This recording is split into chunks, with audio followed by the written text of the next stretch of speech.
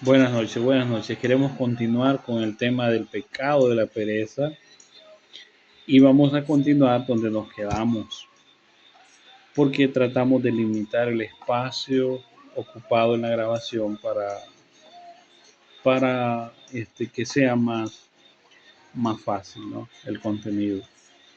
Eh, Estábamos viendo el máximo ejemplo que el Señor quiso que el perezoso tuviera y viera y atendiera para abandonar el mal hábito y pecado de la pereza. Decíamos que es la hormiga. En Proverbios 6:6, versículos desde el 6 hasta el 11, allí estábamos leyendo finalmente nuestro último pasaje. Hacíamos consideración de este ejemplo maravilloso que el Señor dejó para que reflexionáramos. Eh, Antes de continuar, quiero una breve oración para que sigamos viendo este tema. Señor, cúbrenos con tu gracia y misericordia. No queremos, Señor, ser ofensivos. No queremos ser hirientes. No queremos, Señor, dañar. Pero tampoco queremos ocultar la verdad de tu palabra. Y, Señor, si tu palabra ofende a alguno de los oidores, que tu Espíritu Santo se encargue en su corazón de llevarle a la reflexión. Bendícenos con tu palabra, Señor. Ayúdanos ricamente para que podamos ser esforzados cada día y que podamos disponernos a tu servicio con fidelidad. En el nombre de Cristo te rogamos tu bendición. Amén. Ya hemos visto algunos pasajes de este tema muy interesante.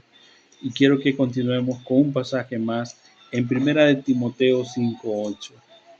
Primera de Timoteo 5:8 en el Nuevo Testamento dice Primera de Timoteo 5:8 de la siguiente manera: porque si alguno no provee para los suyos y mayormente para los de su casa, ha negado la fe y es peor que un incrédulo. No lo digo yo, no es mi opinión, no es lo que eh, yo quiero poner en este video, es lo que la palabra de Dios dice, es la evidencia bíblica, es lo que el apóstol está haciendo ver con tanta claridad, que si alguno no provee para los suyos y mayormente para los de su casa, ha negado la fe. No es compatible la fe cristiana con la pereza. No es compatible. Es decir, si es perezoso, si es haragán, si no provee para los suyos, mayormente para los de su casa, este individuo ha negado la fe. Ha negado la fe con su pereza, con el pecado de su pereza, con su actitud perezosa, y esto en todo sentido, porque espiritualmente también. Si eres un hermano y que no está haciendo ningún tipo de servicio en la obra del Señor, cuidado con esto. Si usted no está haciendo ningún tipo de servicio en la obra del Señor, aquí dice, ha negado la fe. Ha negado la fe. Y es peor que un incrédulo. ¿Por qué peor que un incrédulo? Bueno, porque el incrédulo este, es incrédulo y a él hace lo que le venga en gana. Y parte sin novedad con lo que tiene que ver con el Señor y con las cosas espirituales. Pero un creyente comportándose en esa manera, simple y sencillamente niega la fe. Niega la fe. Qué terrible que sea un predicador haragán, un predicador que no se esfuerza, que no es diligente, que le gustan los trabajos donde se hace mayormente nada. Eh, no digo que está malo. Si tiene la suerte de conseguir un trabajo donde le paguen bien por no hacer nada, excelente. Ahora, si es un haragán, ha negado la fe. Ahora, quiero que pasemos de esto que hemos visto ya, aspectos generales del pecado de la pereza. Ahora quiero que consideremos un poco más de este tema. Un aspecto más de la pereza. La pereza no construye, la pereza destruye. El perezoso no tiene la habilidad de construir, ni el ánimo, ni el deseo, ni nada para construir,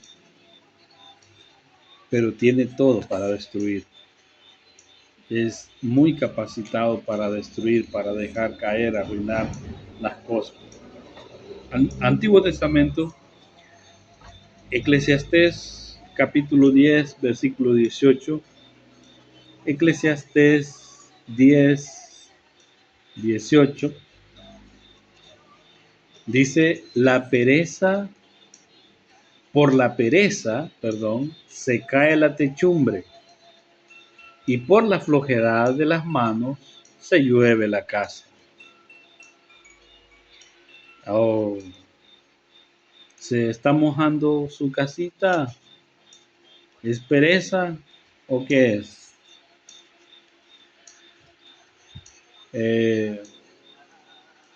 La pereza hace que lo que se tiene se vaya echando a perder, porque no hay la habilidad ni el deseo de arreglar, de esforzarse por tener. Por lo general, la habitación o la casa de un perezoso es un desastre completamente. Eh, yo también en algunas ocasiones tengo lo mío por acá un poco en desastre, por razones diferentes. A veces no me queda el tiempo para ordenar, pero no me gusta el desastre, no me gusta el desorden. No es bueno el desorden. El desorden se presta para una mala, pero mala situación espiritual. El desorden no es algo que va bien con la espiritualidad. Cuando conocemos a algunos hermanos, y esto ha pasado muchas veces, conocí hermanos que sus casas eran un desastre. Patios sucios, cosas tiradas por aquí, cosas tiradas por allá. En algunas casas, cosas valiosas, cosas que pueden ser de mucha utilidad, cosas de valor, tiradas a que se pierdan, se arruinen. La pereza, la pereza. Qué triste que la mayoría de las personas en esa situación, eh, espiritualmente hablando, también terminan sus vidas en desorden. Porque como es arriba, es abajo, como es afuera, es adentro. Yo sé que nosotros tenemos que esforzarnos, pero de eso se trata, esforzarnos por llevar una vida ordenada, eh, en nuestra casa, en nuestras vidas, llevar un orden. Dice que por la pereza se cae la techumbre y por la flojedad de las manos se llueve la casa. Se echan a perder las cosas, se arruina, se deteriora, no se reparan, no se arreglan, no se asisten. Qué triste es. la condición del perezoso, incapaz de construir, pero apto para destruir. Así es el perezoso. Dice un detalle que vamos a considerar en este momento. ¿Por qué es pecado la pereza? Porque nosotros hemos venido considerando que el pecado de la pereza, pero ahora vamos a hacernos una pregunta principal para poder avanzar. ¿Por qué es pecado la pereza? ¿Cuál es el motivo? ¿Cuál es la razón de que la pereza sea pecado? Para esto tenemos que ir al libro de Génesis, en el Antiguo Testamento siempre, el libro de Génesis capítulo 3, versículo 17 hasta el 19 por lo menos. Génesis 3, 17 hasta el 19 por lo menos. Dice así: y al hombre dijo, por cuanto obedeciste a la voz de tu mujer y comiste del árbol que te mandé diciendo, no comerás de él, maldita será la tierra por tu causa, y con dolor comerás de ella todos los días de tu vida. Espinos y cardos te producirá y comerás plantas del campo. Con el sudor de tu rostro comerás el pan hasta que vuelvas a la tierra, porque de ella fuiste tomado, pues polvo eres y al polvo volverás. Ahora vamos a entender por qué el pecado de la pereza o por qué la pereza es pecado. Es pecado porque es una posición completamente opuesta a la sentencia de Dios para el hombre. Óigame bien que lo repito. El pecado de la pereza es precisamente pecado porque es una posición, es una cosa, una actitud, es algo completamente opuesto a la sentencia de Dios para el hombre. ¿Cuál fue la sentencia de Dios para el hombre? Una sentencia que no terminaba cuando nos convertíamos al Señor Jesucristo. No, porque podríamos decir, bueno, pero estaba obligado a trabajar y a ganarse el pan con el sudor de su frente cuando era incrédulo. Ahora en Cristo es nueva criatura. No. El Señor sentenció al hombre y dijo, con el sudor de tu rostro comerás el pan hasta que vuelvas a la tierra. No, pero y ahora en Cristo pues no somos, no. Usted sigue bajo la misma sentencia. ¿Por qué razón? Porque sigue siendo pecador. ¿Puedo probar que sigue siendo pecador? Sí, la Biblia lo dice. Dice el escritor en la primera de Juan, si decimos que no cometemos pecado, hacemos mentiroso a Dios. Porque sí cometemos pecado. Hemos sido salvados en la gracia y misericordia del Señor Jesucristo y sin embargo nuestra humana condición sigue atada bajo esta sentencia que el Señor dio en el huerto del Edén después de la caída del hombre y de la mujer. Y al hombre lo sentenció diciendo, comerás el pan con el sudor de tu frente. Ah, bueno, pero entonces solo son los hombres los que están bajo esa sentencia. No, el hombre, recuerde que el hombre siempre incluye a la mujer. ¿Por qué? Porque la mujer fue tomada del hombre. Siempre, siempre. Y entonces no está libre de sentencia. Y cuando alguien es perezoso, cuando alguien es haragán, es alguien opuesto a Dios. Es alguien contrario a Dios. Por su acto, por su rebelión, por su actitud de pereza, es contrario a Dios. es contrario a Dios. Por esa razón la pereza es pecado. Sin más detenernos aquí, queremos seguir con Proverbios 24:10. Vamos a ir a Proverbios 24:10. Proverbios 24, versículo 10. Dice así: si fueres flojo en el día de trabajo, tu fuerza será reducida. Yo conozco casos así. Sé que el que es haragán, el que no se esfuerza en el trabajo, es débil. Literalmente es débil. Póngale una bolsa de cemento y casi se quiebra. Es débil, es débil. Un individuo haragán es débil. Pero no le digan que guapo, porque parece que sí es guapo. Parece que sí tiene labia, parece que sí tiene el atractivo de los hombres más gloriosos. Pero es un haraganazo y es débil, es débil. Eso es como los hombres del gimnasio que beben hormonas y hormonan y su cuerpo se va haciendo como de un gran físico pero póngale una bolsa de cemento, no se la puede. Son débiles. Viene un flaco acostumbrado a trabajar duro, se echa 5 bolsas en el lomo y va para adelante.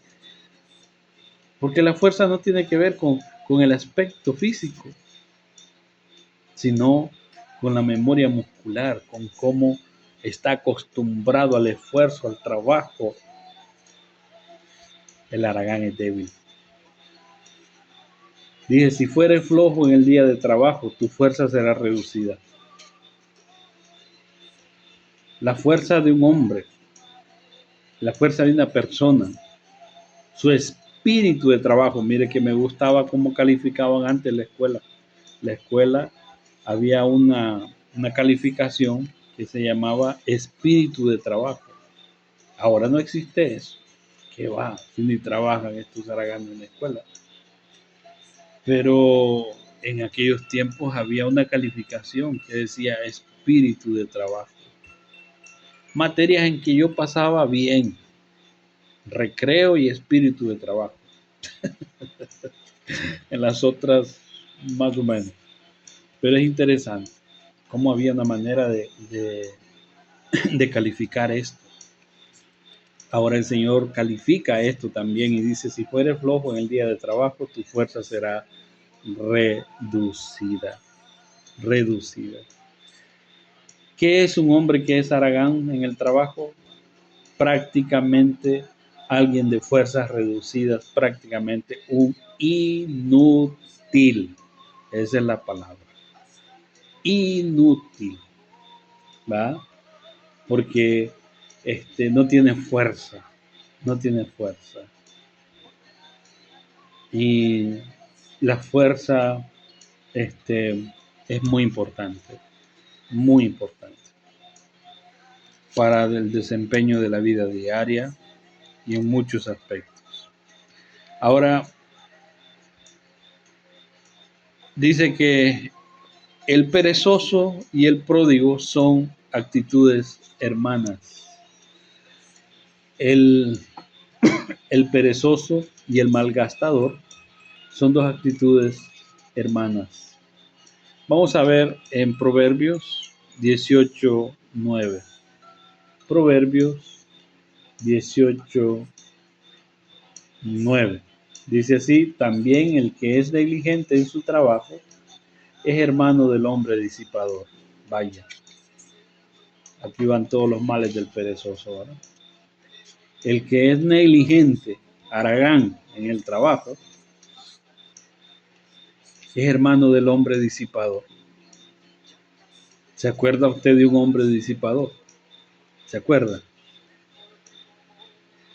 Eso está en Lucas 15, versículos 11 al 32. La historia del hijo pródigo. Disipadores es alguien pródigo, es alguien que se dedica a malgastar. La palabra pródigo significa malgastador. Malgastador. ¿verdad? Y entonces, ¿quién es hermanito en esa misma actitud? El Aragán.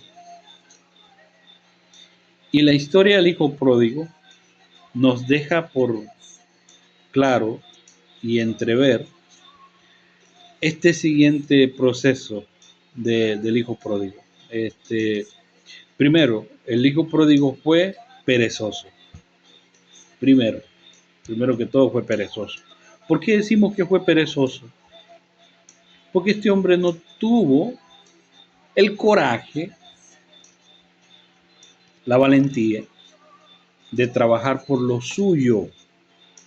No, él quería recibir lo de su padre, la herencia, y lo recibió, pero no trabajó lo suyo, no trabajó lo suyo. Recordemos, la pereza tiene que ver con el hecho de no proveerse lo suyo propio. Está siempre a costa de otros, está siempre dependiendo de otros, está siempre queriendo manipular a otros para que le beneficien. Ese es un pecado terrible, la pereza. Y el hijo pródigo era perezoso. Número dos, el hijo pródigo era mal pensado. Pensó mal. Pensó mal. Él pensó, bueno, con el dinero que me dé mi papá, me voy a trabajar, voy a ser rico. Pensó mal. ¿Por qué pensó mal? Porque en primer lugar no estaba capacitado para hacer negocios. No estaba capacitado. Él no pensó en capacitarse primero. Él no pensó en trabajar primero. Él no pensó más que lo malo. No pensó más que lo malo, ¿verdad? Luego fue, además de perezoso, mal pensado, malgastador, pródigo, malgastador. Y eso es lo que dice aquí, el hombre negligente en su trabajo es hermano del hombre disipado. Son dos actitudes hermanas, allí, malgastador, porque es perezoso, perezoso, ahí. Luego dice que el hijo pródigo finalmente también fue miserable en ese proceso. Primero perezoso, mal pensado, malgastador, miserable, que es el futuro de cualquier perezoso, la miseria. La pobreza vendrá a ti, recordemos el pasaje anterior que habíamos leído, de repente como caminante. Así vendrá contra ti la necesidad. Interesante la escritura y la palabra de Dios. Toda es maravillosa. Ahora quiero que cambiemos de tema en el mismo tema, claro. Ahora vamos a hablar de la pereza espiritual, otro aspecto de la pereza. Pereza es pereza en cualquier aspecto, pero espiritualmente hablando, el creyente puede ser en lo material muy esforzado y en lo espiritual negligente. Pero Dios no quiere que seamos negligentes. El Señor quiere que prospere nuestra alma, así como prosperan nuestras vidas materiales. Que vaya prosperando todo en conjunto, a la vez, que vaya prosperando nuestra vida espiritual, que vaya prosperando nuestra vida material, que vaya prosperando y prosperando y prosperando todo, todo, que no se quede una fase de nuestra vida atrás, principalmente la espiritual. Hay otros que al parecer son muy esforzados espiritualmente, pero unos haraganazos en lo demás. Y es el mismo pecado. Si es haragán en las labores materiales, es pecado delante del Señor. Si es esforzado en las obras materiales, pero haragán en la vida espiritual, es pecado delante de los ojos del Señor. Así que tenemos que tener el equilibrio, el balance, tenemos que tener la actitud correcta de no ser perezosos, ni en lo material, ni en lo espiritual. Por eso es llamado el creyente a despertar.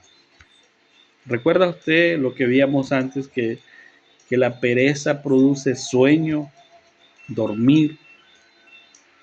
Ahora vamos a ver que el Señor llama a la iglesia, a los perezosos espirituales en la iglesia a despertar. Efesios quiero invitarle a Efesios, Nuevo Testamento, Efesios capítulo 5, versículos 14. Efesios 5, 14 hasta el 17. Dice, por lo cual dice, despiértate, tú que duermes, y levántate de los muertos y te alumbrará Cristo. Mirad pues con diligencia cómo andéis, no como necios, sino como sabios, aprovechando bien el tiempo, porque los días son malos. Por lo tanto, no seáis insensatos, sino entendidos de cuál sea la voluntad del Señor. De nuevo, el 14 dice, despiértate tú que duermes. Hermano, hermana, tal vez somos muy esforzados en la vida material y eso nos puede llegar a estar ganando incluso la vida espiritual. Pero tenemos que poner límites, tenemos que poner orden en cuanto a estas cosas. Hasta aquí llega el esfuerzo en lo material y de aquí comienza el esfuerzo en lo espiritual. ¿Verdad?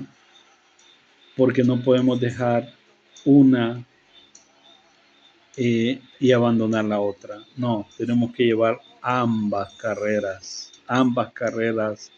allí, como dos vías del tren, paralelas, siempre una al lado de la otra, si no, no funciona la cosa, ¿verdad? Entonces, para que el tren de nuestra vida vaya corriendo correctamente, estas dos vías tienen que ir juntas en la distancia correcta, paralelamente avanzando hacia adelante. La pereza espiritual, somos llamados a abandonar la pereza espiritual con este llamado, despiértate tú que duermes, despiértate tú que duermes, y levántate de los muertos y te alumbrará Cristo. ¿Se refiere aquí a la conversión de un creyente? Pues creo que se refiere a un creyente, no a la conversión de un creyente. ¿Por qué razón? Porque pues dice, mirad pues con diligencia cómo andéis. ¿Le diría eso a un incrédulo? No, se lo está diciendo a un creyente. De hecho, está refiriéndose a los creyentes. Y dice, por tanto, no seáis insensatos, sino entendidos de cuál sea la voluntad de Dios. Sí, se está refiriendo a los creyentes. Y dice a ellos, aprovechando bien el tiempo, porque los días son malos. Ser diligentes, ser esforzados. Y ahora en la faceta de la vida espiritual. Romanos 12:11. Romanos 12:11 dice así. En lo que requiere diligencia, no perezosos, fervientes en espíritu, sirviendo al Señor. En lo que requiere diligencia, no perezosos, no perezosos. Dice, sirviendo con diligencia al Señor. Debemos de ser diligentes, de ser siervos del Señor en el espíritu, despertar. ¿Cree usted que puede servir el que está durmiendo? Oh, para que sirva tiene que despertarlo. Hay que despertarlo. ¿Por qué cree que el primer llamado es despiértate tú que duermes? Porque dormido no puede servir, no sirve. Solo sirve para roncar, ¿verdad? Pero necesitamos que no ronque, sino que labore, ¿verdad? El Señor nos está llamando a despertar. Hebreos 6, siempre en el Nuevo Testamento. Hebreos 6, 10 al 12. Hebreos 6, versículos 10 hasta el 12 dice: porque Dios no es injusto para olvidar vuestra obra y el trabajo de amor que habéis mostrado hacia su nombre, habiendo servido a los santos y sirviéndoles aún. Aquí enteramente se refiere al servicio de la vida espiritual de los creyentes, el servicio en la iglesia. Pero deseamos que cada uno de vosotros muestre la misma solicitud hasta el fin, para plena certeza de la esperanza, a fin de que no os hagáis perezosos, sino imitadores de aquellos que por la fe y la paciencia heredan las promesas. Gracias a Dios por esta palabra preciosa. Dice, Dios no es injusto para olvidar nuestra obra en el trabajo de amor que hemos hecho por los santos. Alguna vez alguien me preguntó,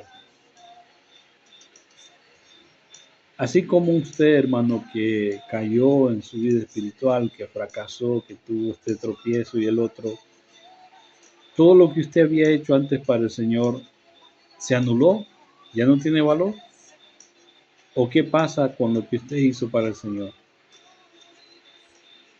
En el momento yo no supe qué responder, pero oré al Señor, pedí que me ayudara a entender y llegué a entender. No había leído precisamente este versículo, no lo tenía en mi memoria. Pero si lo hubiera tenido, precisamente este hubiera leído, porque dice, porque Dios no es injusto para olvidar vuestra obra y el trabajo de amor.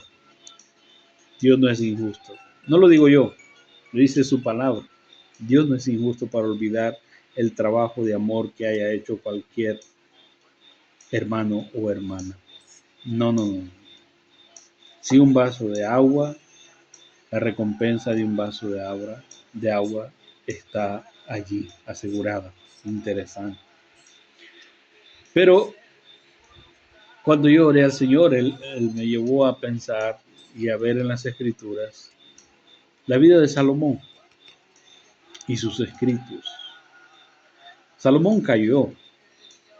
Algunos dicen que nunca se restauró. Yo no pienso de esa manera. El libro de Eclesiastés dice que fue escrito por un hombre que ya había experimentado mucho y casi todo en la vida. Creemos que es el mismo Salomón el escritor del Eclesiastés. Y él está dando testimonio de cómo en su vida probó de todo. El pecado, lo malo, esto, aquello, todo lo probó. Pero finalmente llegó a entender que nada era tan importante como tener temor de Dios. Tener temor de Dios. Entonces, nace algo que se deja entrever en las Escrituras. Si Dios descartó las obras antiguas de Salomón, ¿por qué permitió que la palabra quedaran escritas? Porque permitió que quedara el testimonio de la sabiduría de Salomón antes de su caída y de todo esto que logró hacer, el templo, aquello, lo otro, sus cosas que hizo para el Señor. ¿Por qué no las desestimó y por qué no quiso, bueno, dijo Dios, ya pecaste y ahora todo lo que habías hecho queda anulado, ya no sirve, no quiero que se mencione en mi libro sagrado, no quiero, no, ahí quedó, porque Dios no es injusto, Dios no es injusto. Lo que haya hecho con amor para el Señor, con fidelidad para el Señor, esas son piedras preciosas que no se queman en el tribunal de Cristo. Lo que se quema ya es hoja, heno, hojarasca, tronco, madera, leña, qué sé yo. Todo eso se quema, pero las obras hechas con amor para el Señor, no. Esas son piedras preciosas. No se queman, son indestructibles. Ahora, dice aquí que el deseo del escritor del Señor y del Espíritu Santo es que nosotros seamos diligentes hasta el fin, que tengamos siempre esa actitud de ser solícitos, de ser afanosos para el Señor, que no perdamos el ritmo, el deseo, el anhelo de hacer y hacer por el Señor. No por el hermano, no por la hermana, no por esto, no por aquello, por el Señor. No pensando en una recompensa material, no pensando en un beneficio terrenal, no pensando en vanagloria, no pensando en ser visto, no pensando en ser admirado, no pensando en esto, en lo otro. No, no, no, no. Amor, amor, amor al Señor son obras que Él nunca en su justicia va a olvidar. Entonces nos invita a ser diligentes en su servicio. ¿Va? Vamos a parar esta segunda parte de eh, esta pequeña observación de lo que es el pecado de la pereza. Nos vamos a detener. Que el Señor los bendiga con su palabra.